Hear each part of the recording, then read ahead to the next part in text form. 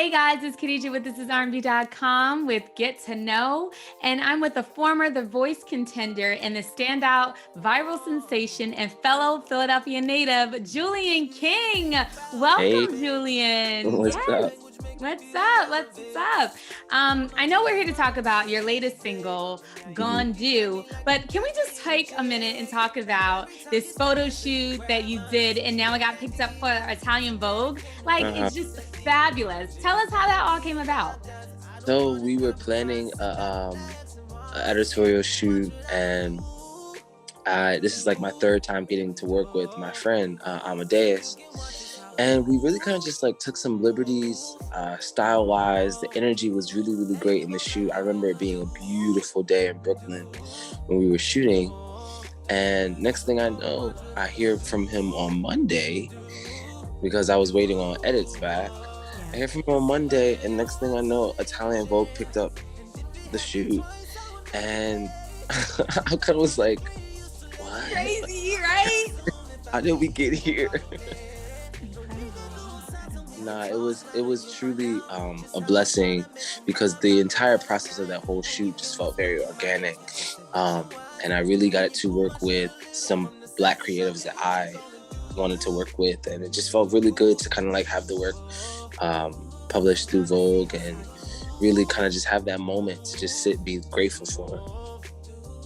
Yes. And what a blessing is right. I mean, Italian Sure. Vogue, it's huge. So Huge. huge. Yeah. So, yes, let's just talk about your latest single, hmm Gone Do.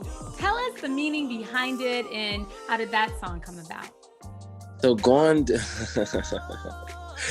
Gondu is one of those like little sneaky songs, right? So like imagine you out at a party and you kind of lock eyes with somebody, but you're like, it's not really giving that. So you kind of look away, but then every time you look back, it's giving real heavy, thick energy, yeah?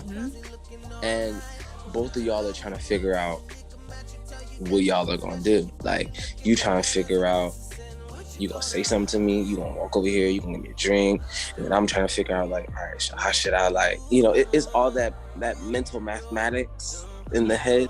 And it really just talks about me when I was playing spades and I saw a guy and the energy was given.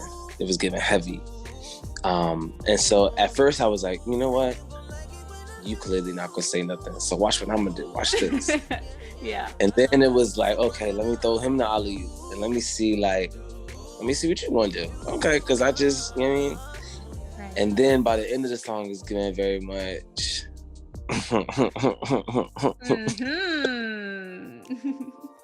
Yeah. And that's what the song is about. It's really fun. It's really like, every time I listen to it, I always think back to that night and I'm like, wow, I really wrote a fucking song about this. Yeah. And I mean, you can definitely pick up on that energy when you listen to the song, for sure. But it's always great to hear it from the artist, of like the behind the scenes of like how the song came about. And yeah, it's a good one. It's a good one. And it's interesting. I remember that night. I'm actually glad I said something because we ended up like really talking afterwards, and it was like a great time. Like, I like fell for that dude. That was weird. Yeah. Well, are you guys still together? No. That's okay. It's okay. There's plenty of niggas out here. I know that's right. One pony don't stop a show. But anyway, okay, so you're quoted as saying that you're challenging the idea of masculinity and how it shows up in different spaces. Can you talk about that a little and more in depth of what you mean behind that? So, that was a great question. Thank you. You're welcome. So, right, challenging how masculinity shows up in spaces. We have this idea of masculinity and what it's supposed to mean and what it's supposed to stand for.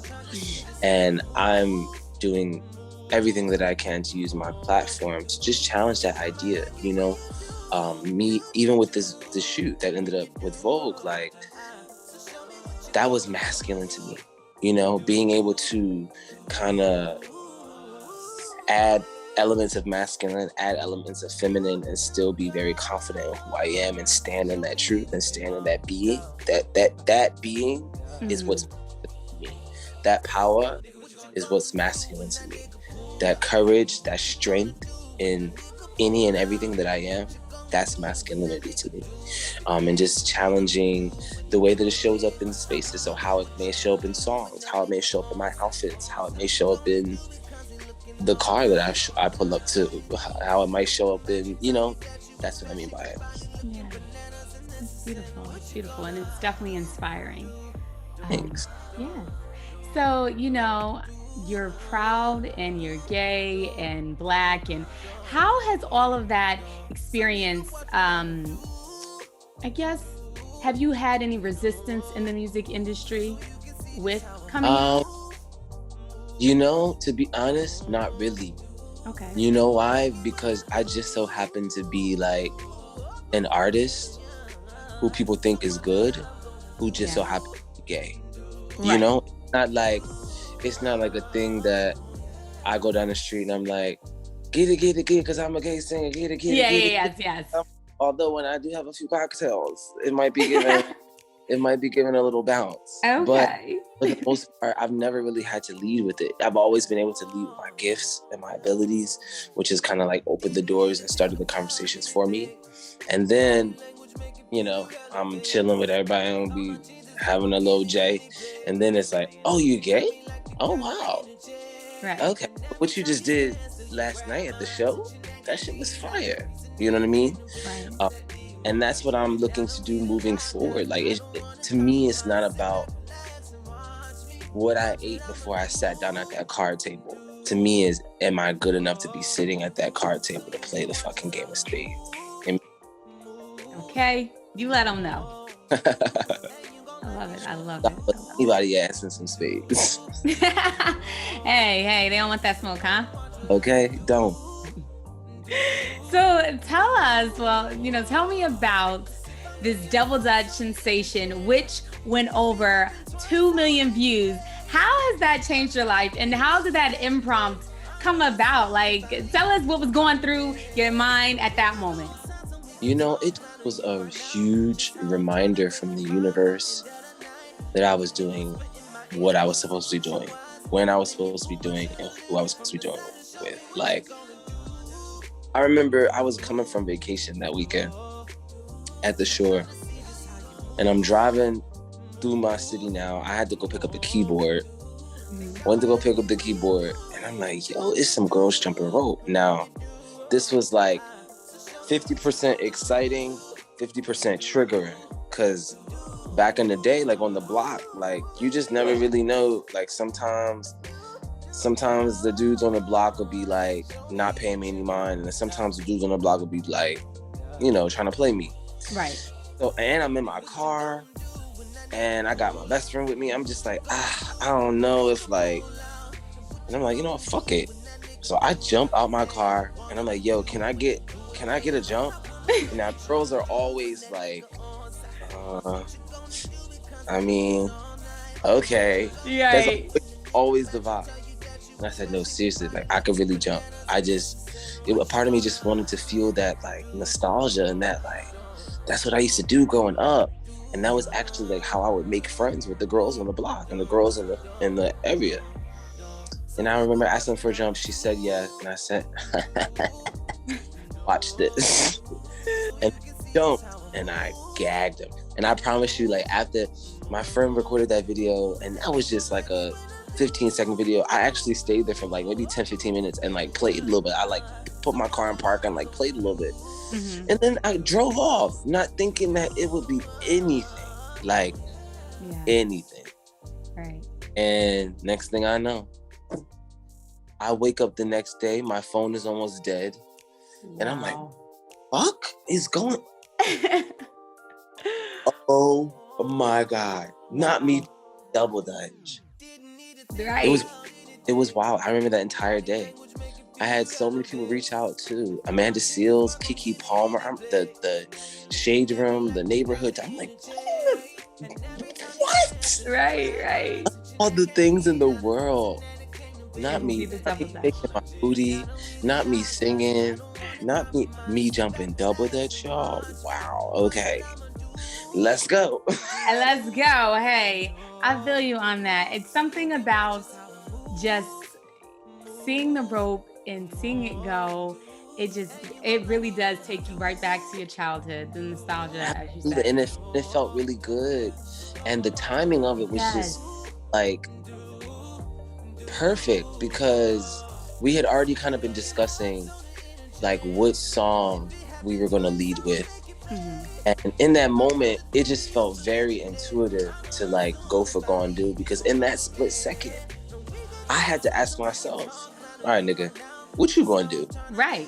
What They you gonna right do? there, light about to turn green. Once the shit turn green, you got about 5 seconds before you pass that. Kind of like that night when I met the dude.